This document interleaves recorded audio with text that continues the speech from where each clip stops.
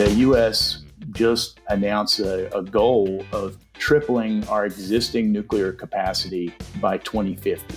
To meet that demand, we're in pre-application discussions with more than 15 different vendors with a whole wide range of technologies. So the small modular reactors, we're having discussions with vendors that are interested in that. We have something called micro reactors as well. So it's a wide range of designs. We anticipate a review of over 25 applications in the next 5 years, with some of them hoping to have commercial deployment before 2030. That was Mike King, Special Assistant for the ADVANCE Act at the Nuclear Regulatory Commission, about the NRC's pipeline of new technologies designed to support the growing demand for electricity. Hi, I'm Jeff Johnston, and welcome to the All Day Digital Podcast, where we talk to industry executives and thought leaders to get their perspective on a wide range of factors shaping the digital infrastructure market. This podcast is brought to you by CoBank's Knowledge Exchange Group. Generative AI is having a profound impact on the country's energy complex, with demand at levels that were unthinkable 3 years ago. In response to this demand signal, the data center industry is pouring billions of dollars of capital into restarting old nuclear facilities and developing new technologies. Nuclear is an attractive source of energy because it's clean and seen as a critical long-term solution to our energy needs.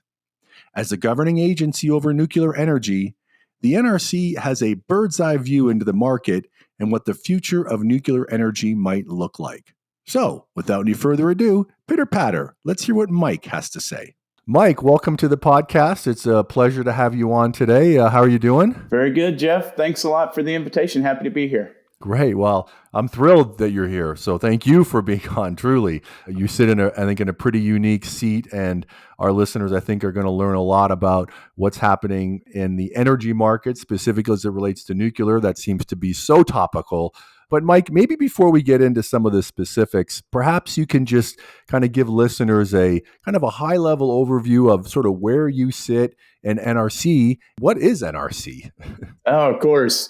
We do a lot of public outreach, so I can totally understand your listeners probably being a little unfamiliar with what we're about. So the NRC stands for the Nuclear Regulatory Commission, and we're an independent regulatory agency. We're a mid-sized agency. We've got about 2,800 staff total, and we're headed by a 5-person commission of political appointees, which are nominated by the president.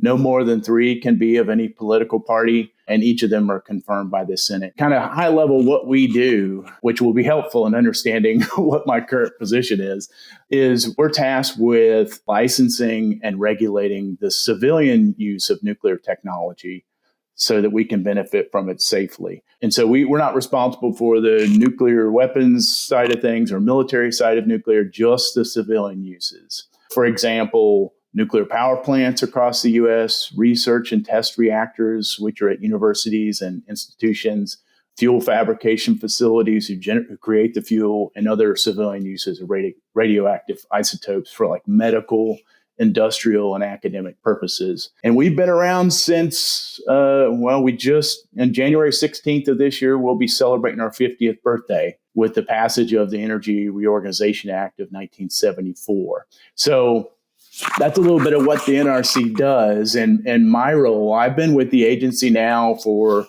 coming up on 20 years. And I started my NRC career in our Atlanta office.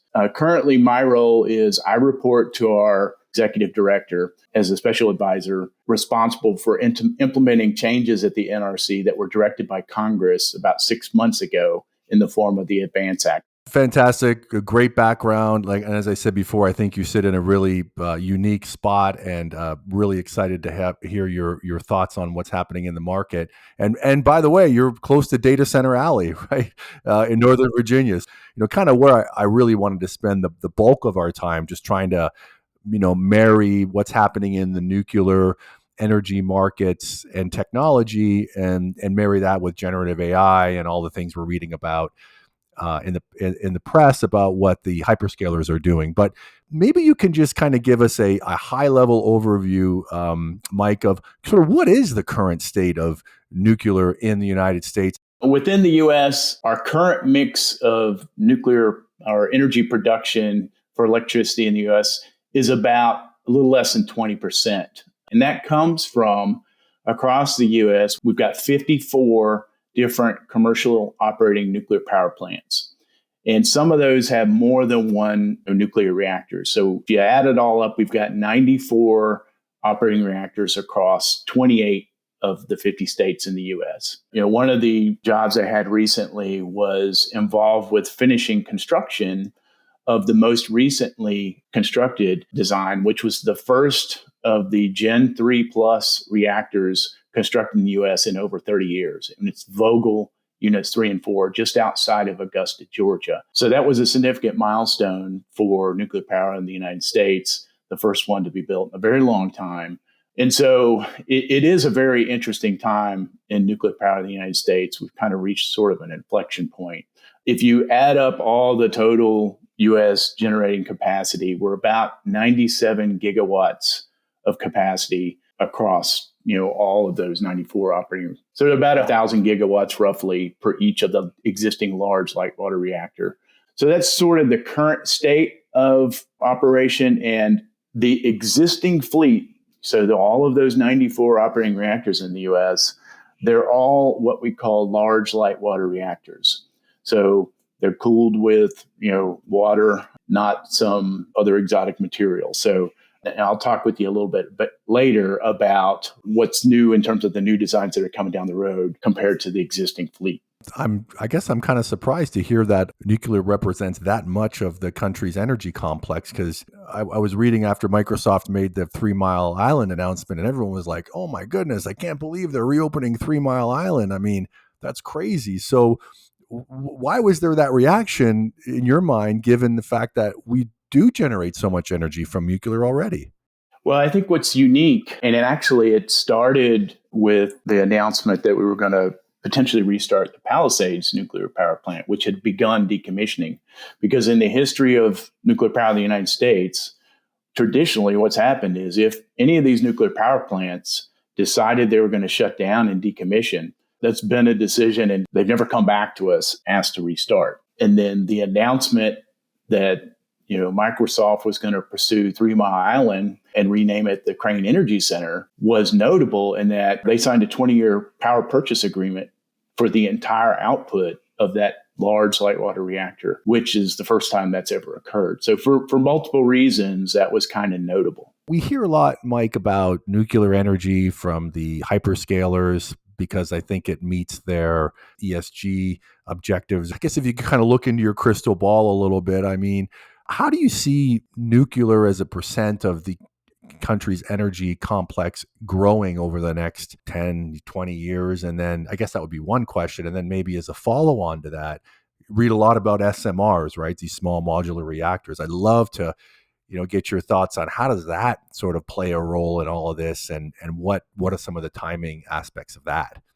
At the highest levels, and I mentioned the term inflection point for nuclear, all signs indicate, not only in the U.S., but internationally, that there's a forecast sustained growth of the next 10 to 20 years and even beyond. In fact, recent forecasts in increase in demand due to AI, increase in interest for carbon-free sources of energy, and of course, increase, the more that we can, have reliable sources of carbon-free energy, then that increases our energy security as a nation. When we initially licensed these 94 operating nuclear power plants, they're given a 40-year license. And some of those are well beyond that period. And how does that happen? That happens because they come to us near the end of their initial 40-year license. They can request for a license extension. And most of those nuclear power plants today have been granted a 20-year renewal to that license. And in fact, most recently, we've had some come in for a subsequent renewal to those. The U.S. just announced a goal of tripling our existing nuclear capacity by 2050. So if we have about 100 gigawatts of existing nuclear in the U.S., adding an additional 200 gigawatts by 2050, that's quite an aggressive goal. So if you were to fill that capacity just with large light water reactors that are 1,000 megawatts or 1 gigawatt, you need about 200 more than we have when we've got 94 today. To meet that demand, we're in pre-application discussions with more than 15 different vendors with a whole wide range of technologies. So the small modular reactors that you mentioned, we're having discussions with vendors that are interested in that. We have something called micro reactors as well. So it's a wide range of designs. We anticipate review of over 25 applications in the next 5 years, with some of them hoping to have commercial deployment before 2030. We're also looking at preparing for potential commercial fusion technologies on the horizon. That's super exciting. So I just want to make sure I understood something here, Mike. When you said 2030, is that taking like existing nuclear technology and just building more of that by 2030? Or is that SMRs or other new types of nuclear technology that could be generating energy commercially by 2030? I just wasn't clear on that. Yeah, so it's a mix. Say, for example, the Palisades restart. Their goal for them is, I think their existing timeline has them coming back online by the end of 2025. And there are some other new designs that are not light water reactor that their goals to be online before 2030. They're not the large light water reactor design, so they're small modular reactors or the micro reactors. And to maybe help your listeners understand, micro reactors are very small. They're less than 1/10 the size, power output wise, of the existing 1,000 megawatt reactors that are considered large light water reactors today. They're like 20 megawatts or less. And small modular reactors only between like 20 and 300 megawatts electric. Not only is it unique in terms of the size of the power output, but the way in which it's deployed. Like, for example, the microreactor design, some of those are intended to be things that you can ship in the back of a semi-truck and set up very quickly. So they're mobile designs, which is a complete paradigm shift to what we see today, right? Where there's a huge construction project and that reactor would never move. So there's a lot of things that we have to work through to make sure we're ready to be able to, handle some big important questions like security and how do we license these new designs. Great. Oh, super helpful. So maybe we can just noodle on that a little bit more, like sort of the path to how we get to some of these deployments by 2030. And I could be way off on this, but some of the things I've heard and read is like there is with a lot of new technologies, I guess there's a good bit of uncertainty around cost and who's going to bear those costs and to develop the technology. And then, how much is it going to cost to buy the energy? It seems like there's a lot of this uncertainty that could be slowing down the process or slowing down the investment. I'd love to get your thoughts on that. And then, any other challenges you see on the horizon or things that we need to be looking out for as we try and move towards more nuclear deployment?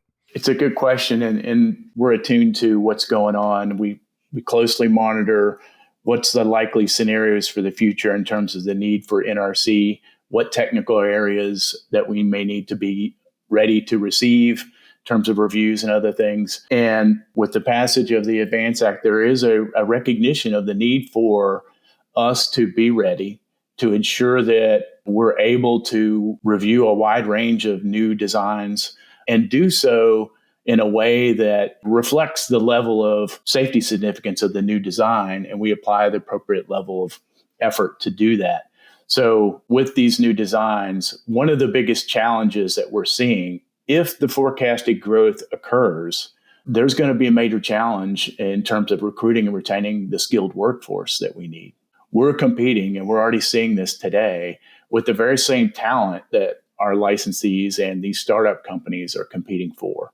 We've lost a number of staff to go to these companies, but we're also trying our best to kind of recruit them back, and we've had some come back as well.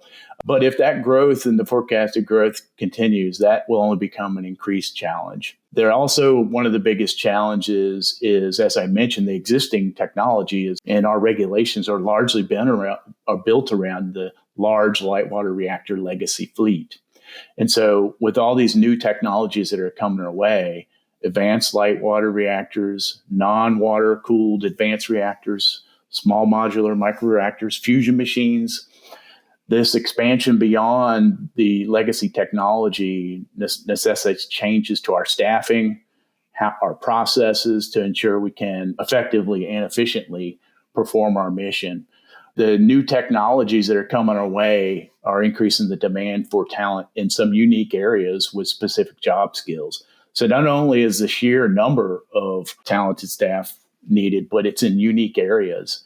So we're doing early outreach to universities to try to recruit the right skill sets that we're forecasting we're going to need. And, the ADVANCE Act, which was recently passed by Congress, did give the Nuclear Regulatory Commission some new pay authorities so that we can better recruit talent in critical areas that we need to be able to do what we need to do. So we can better compete with some of these commercial entities that can offer more. And then finally, I'll mention it, for so long in the U.S., we hadn't built reactors, right? And it's a huge construction project. And so there's a need to have national infrastructure, the ability to procure safety-related supply chain, and to have appropriate vendors able to meet that need. We're looking at ways that we can do what we call nth-of-a-kind reviews, where once we've approved a design and it's been built, what can we do to accelerate our reviews? Since we've already looked at it, we know it's a safe design.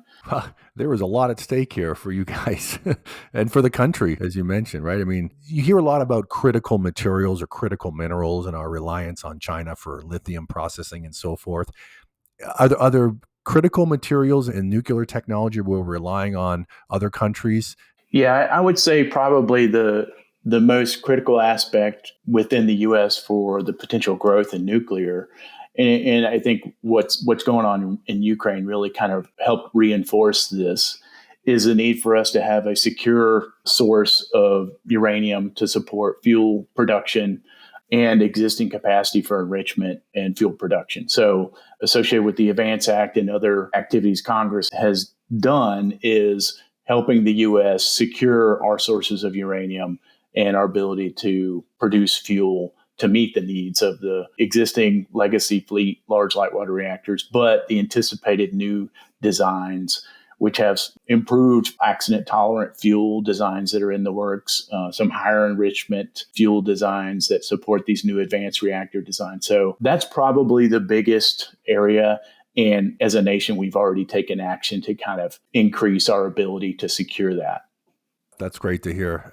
So you've been around a while. You've seen a lot sort of transpire over your time at NRC. I'd be curious just to get your perspective and your opinion on, with AI again, really sort of the matchstick that lit this whole powder keg, it seems like, and Amazon, Microsoft, Meta, and Google, largely responsible for all of the investments that are going on in this space right now, at least domestically.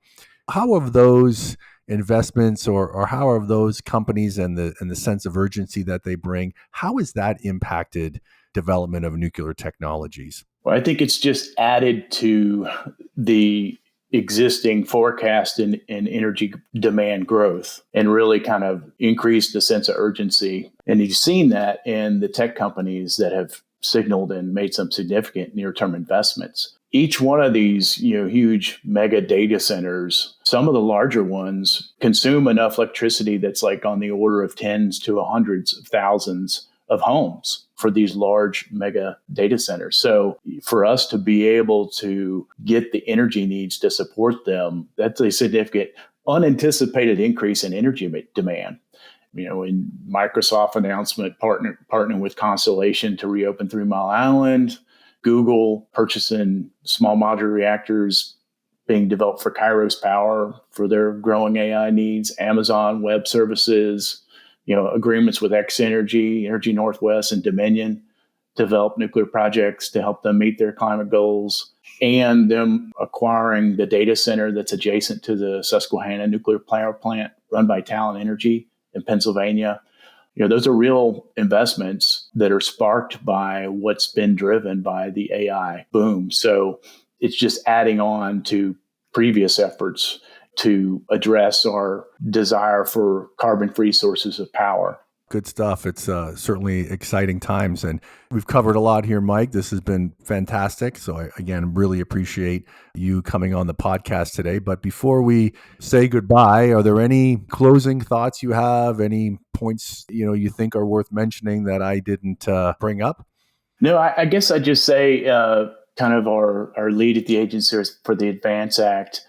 If we're doing our job right, most of the American public doesn't know about the NRC, right?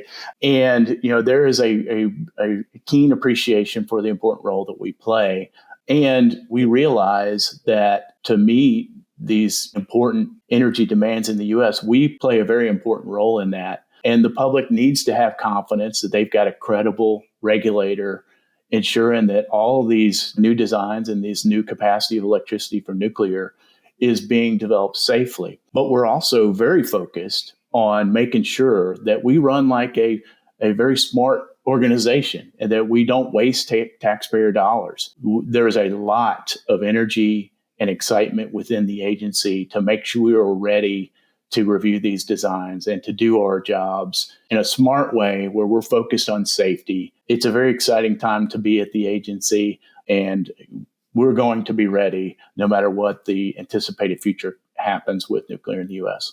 Well said, and good luck, because we're counting on you guys play an important role. So, hey, again, thanks so much, Mike. It was great chatting with you today. Yeah, likewise. Thanks, Jeff. A special thanks goes out to Mike for being on the podcast today.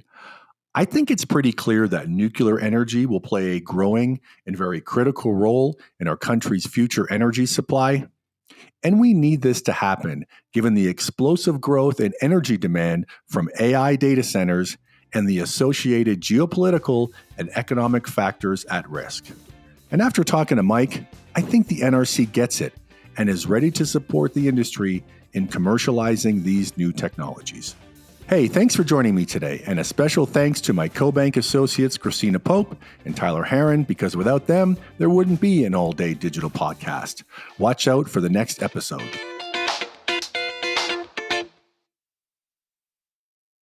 The information provided in this podcast is not intended to be investment, tax, or legal advice and should not be relied upon by listeners for such purposes. The information contained in this podcast has been compiled from what CoBank regards as reliable sources. However, CoBank does not make any representation or warranty regarding the content and disclaims any responsibility for the information, materials, third-party opinions, and data included in this podcast. In no event will CoBank be liable for any decision made or actions taken by any person or persons relying on the information contained in this podcast.